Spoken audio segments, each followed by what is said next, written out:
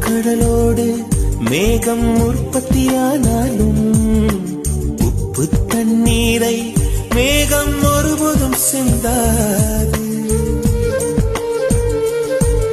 மலையில் விழுந்தாலும் சூரியன் மறித்து போவதில்லை. நிலவு கூலியூட்டி தன்னை நீட்டித்துக் கொள்கிறதே.